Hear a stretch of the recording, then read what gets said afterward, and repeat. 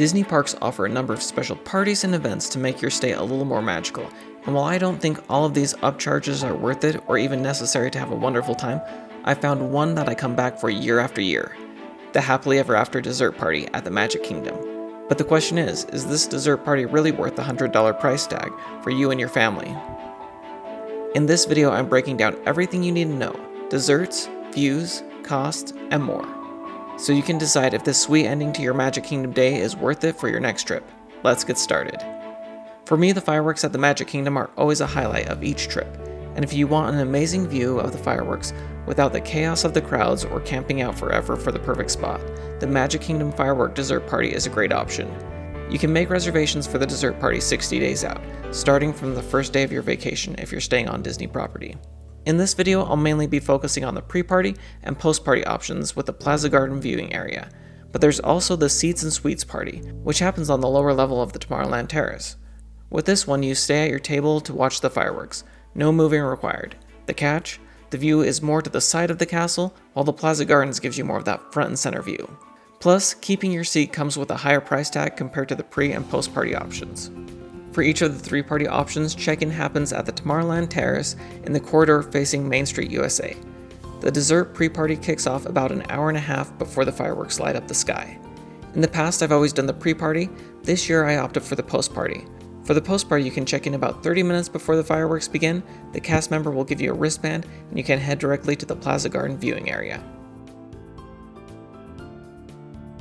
If you're doing the pre-party after you finish your desserts, a cast member will escort you over to the viewing area. And if you're doing the post-party, once the fireworks are completed, the cast member will take you back to the Tomorrowland Terrace area in one big group. The crowds after the fireworks can be hectic, so they have cast members who stop the flow of the crowds for a minute as they walk you back. So what's on the dessert menu? During my most recent visit, they had mini silk pies, chocolate-covered strawberries, chocolate caramel tarts with Twix bar pieces, assorted crackers, fruits, and cheeses, crisped rice treats, red velvet cream cheese cupcakes, mini cannolis, Devil's Chocolate Mousse Cups, Key Lime Blueberry Mousse Cups, Cookies and Cream Cheesecake Mousse Cups, and freshly made caramel apple crepes. There's even a fun table where you can decorate cookies and cupcakes with frosting, perfect for kids or adults who want to get crafty. For drinks, they have hot chocolate, coffee, tea, Pog juice, strawberry lemonade, water, milk, and sparkling apple cider. For adults, they have a bar which is included in the cost of the party, and they're offering a number of adult beverages. Here are some of my thoughts on the desserts. Alright, so I've been here many times. Usually each year I do this because I find it to be one of the best values as far as instead of having to wait more than an hour to try and get a spot for the fireworks and then getting pushed out or someone cutting in front of me right at the very end, I get a good view of the fireworks and I also get desserts. Usually I've done the pre-party, but this time I'm doing the post-party. And it has all the same desserts and everything, but a few of them are new to me this year, so I will be trying them and let you know what I think. The velvet cupcake, I don't necessarily remember from the past, but that doesn't mean they didn't have it. They likely did, but let's... Good. Typical red velvet.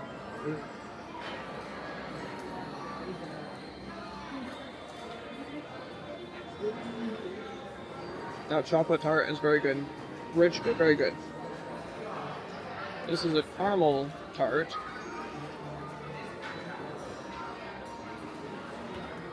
That might be my current favorite. Very tasty. Now for the crepe. Last year was an apple crepe and it looks like it's the same.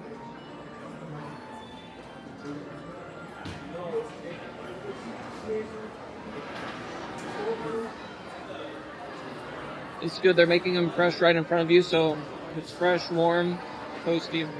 I think the cannolis are new this year too.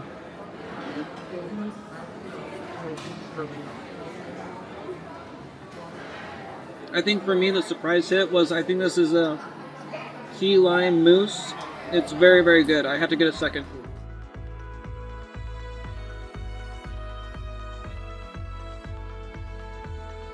As mentioned before, if you're at the pre-party, once you've had your fill of desserts, a cast member escorts you to the Plaza Garden viewing area, usually in small groups of 10 to 20. They'll check your wristband when you arrive. Front and the back sidewalks open. Hold those wristbands up. Front and the back sidewalks open. Front and the back sidewalks open.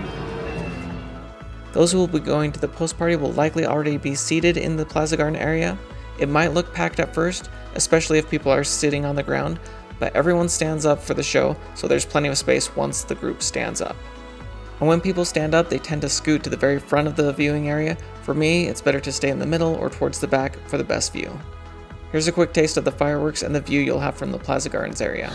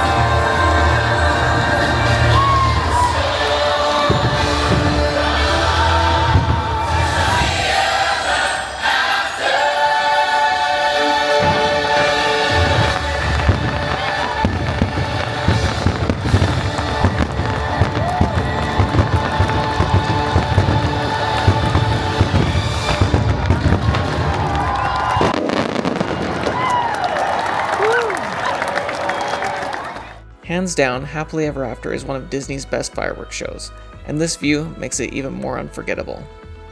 After the fireworks, if you were part of the pre-party, you're free to head out after the fireworks end. Maybe hit a few more rides if you don't want to get stuck in the crowd with everyone who's exiting the park right then.